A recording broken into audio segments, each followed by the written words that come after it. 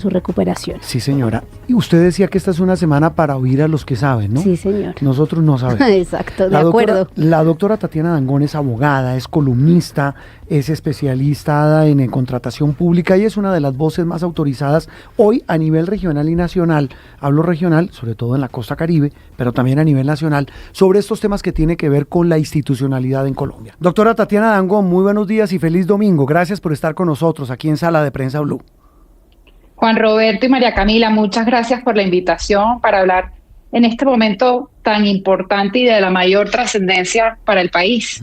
Estamos totalmente de acuerdo y eso decíamos aquí con María Camila y dialogando con los oyentes eso, que está de por medio pensar en que esta semana, decía María Camila y quiero su primera impresión de eso, estuvo en una prueba de fuego en la institucionalidad.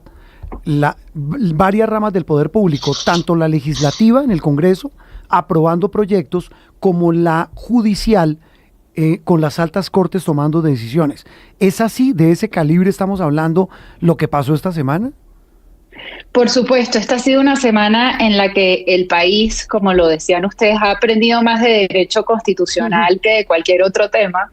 Y ha sido una semana en la que se ha mostrado que, a pesar de la crisis que vive el país, se mantiene una institucionalidad fuerte y esa institucionalidad se ve principalmente representada en este momento por las altas cortes, por el Consejo de Estado y por la Corte Constitucional, que han mostrado que su deber constitucional es garantizar que en Colombia las leyes y la Constitución se mantengan vigentes más allá de quien ostente el poder político y de las intenciones reformistas o de las intenciones, si se quiere, en muchos casos populistas, que se puedan estar previendo desde el gobierno y desde el pacto histórico. Así que ha sido una semana sin duda crucial para reiterar que en Colombia debemos defender el Estado de Derecho, proteger las instituciones, que estas son la máxima garantía que tenemos los ciudadanos en últimas para el ejercicio de la democracia y la prevalencia de la democracia. Y en ese camino, Tatiana, ¿usted considera, o la reflexión que hacemos días después, es que el tema más de meterlo como en el término de si sirvió o no, sí generó incluso más respuestas del presidente de que, digamos, el Consejo de Estado no era la autoridad competente, pero se avanza en el camino correcto, ¿no? Bueno, primero, el gobierno incluso cuestionó algo que es fundamental, que son las reglas de competencia.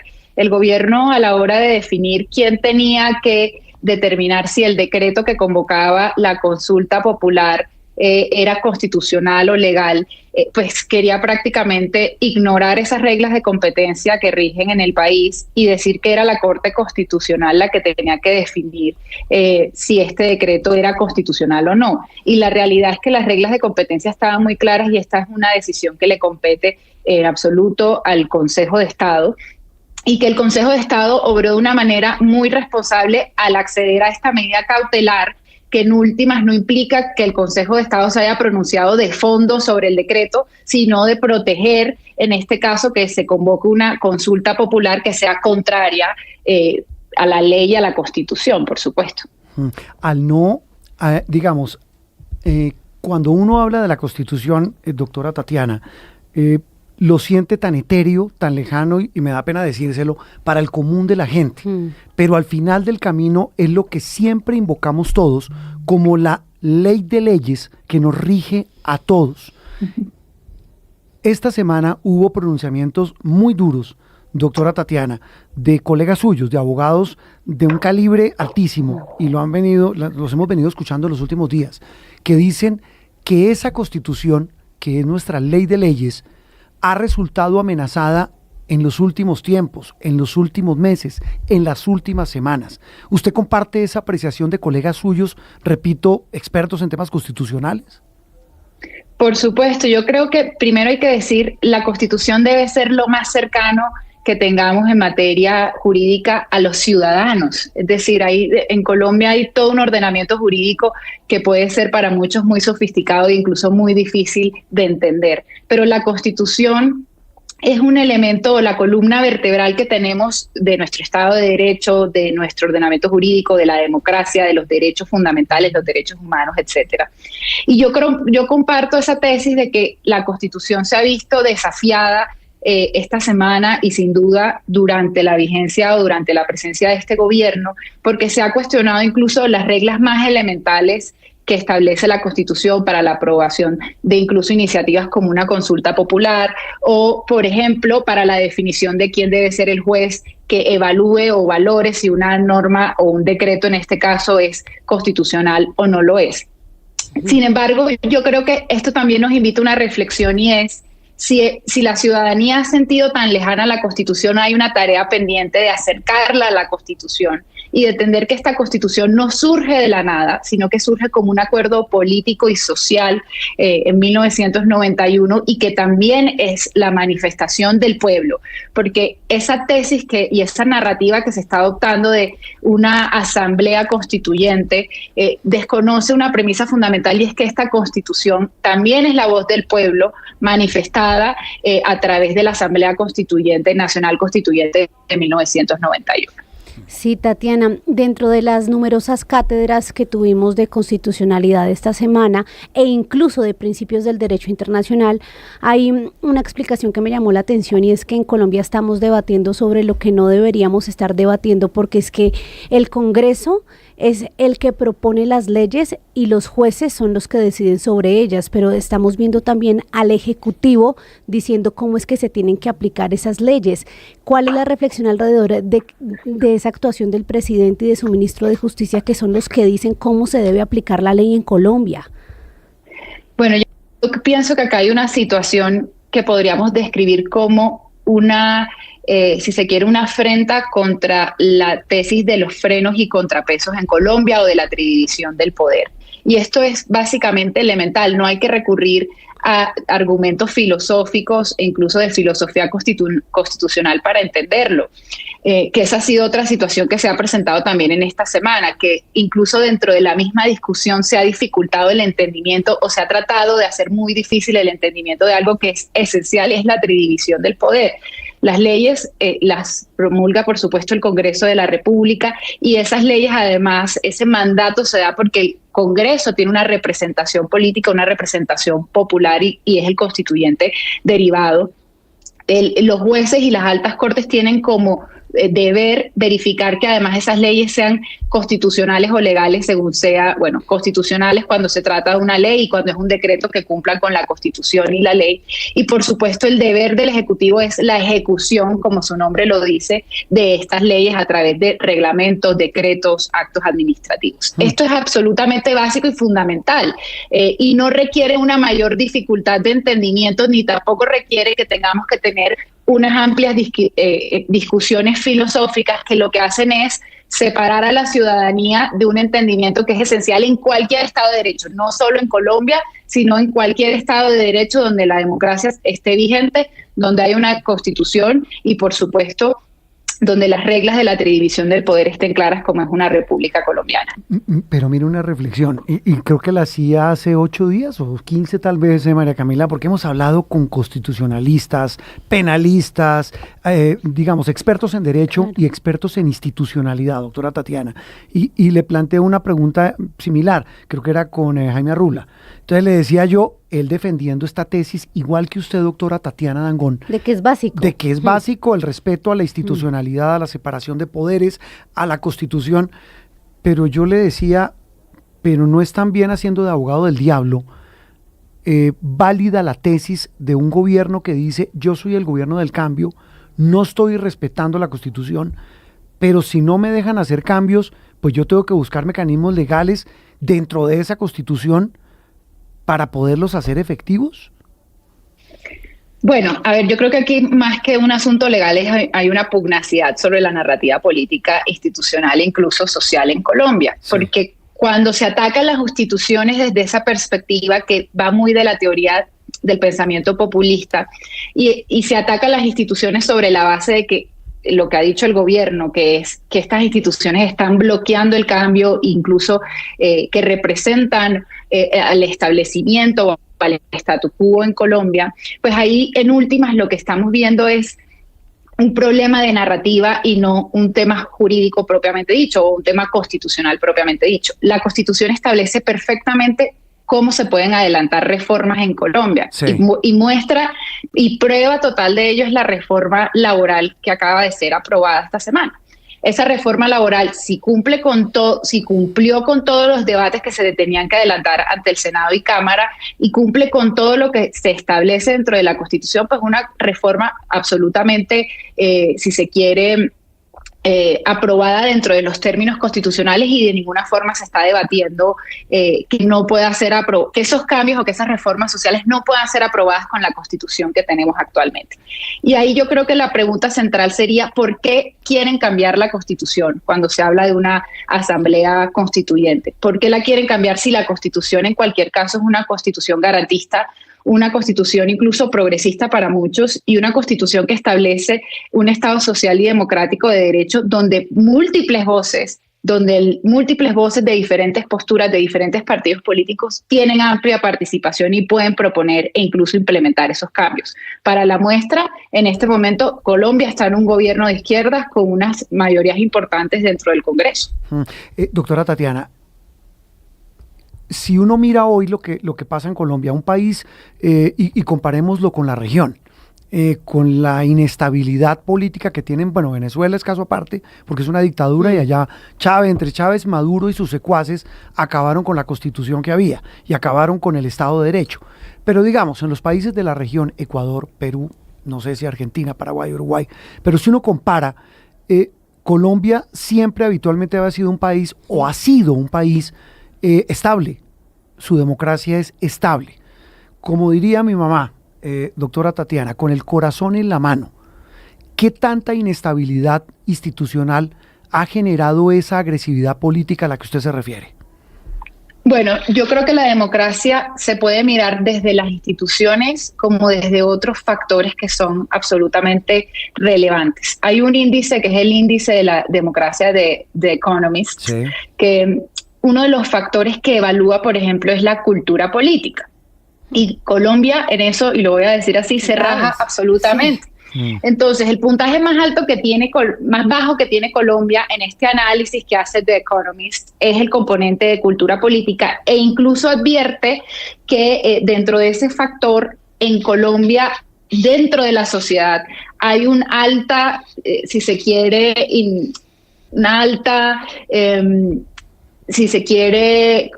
interés en que haya gobiernos autoritarios, o más que interés, es que hay una alta posibilidad de que a los ciudadanos no les importe que haya un gobierno autoritario o no. Perder derechos con tal de que les suplan sus necesidades, si le entiendo.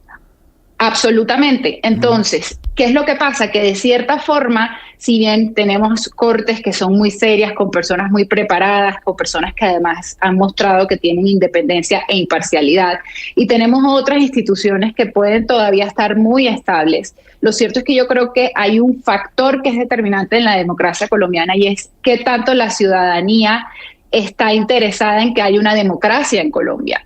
Y esto es absolutamente preocupante porque aparentemente la democracia no es un valor que los colombianos queramos defender de forma masiva. Y ahí, en efecto, nos rajamos. Y la razón por la que esto se presenta tiene que ver porque incluso se ha vendido la idea de que la democracia es un obstáculo para alcanzar lo que queremos en desarrollo, en igualdad, en garantías, etcétera. Y por supuesto, ahí hay un problema muy, muy complejo en el que no estamos, si se quiere, creciendo como país, porque si no defendemos la democracia, los demás derechos y las demás garantías no tendremos ni siquiera cómo defenderlas. Y por supuesto, el caso más extremo es Venezuela, pero vamos a ver que en situaciones como la que se puede estar presentando en El Salvador, por ejemplo, sí, es una muestra también de una realidad del autoritarismo. Tatiana, le repito una pregunta igualita que le hicimos esa vez a otro constitucionalista, pero usted dice hay que defender la democracia, pero el actual gobierno dice yo la defiendo haciendo los cambios que me pide el pueblo y que los poderes no me dejan. Bueno, yo voy a responder desde una postura tanto política como luego desde la perspectiva constitucional. Desde la postura política es claro que el presidente no es el único que representa al pueblo colombiano.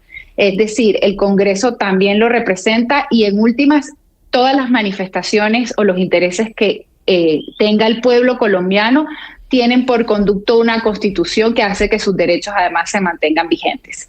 Y repito esto, hay una tesis, una narrativa por parte del gobierno de sostener que él es el único representante del pueblo colombiano y que básicamente es la voz, la única voz legítima para representar al pueblo colombiano, pero veamos sus índices de favorabilidad y desfavorabilidad para ver si eso es cierto. Eso es lo primero.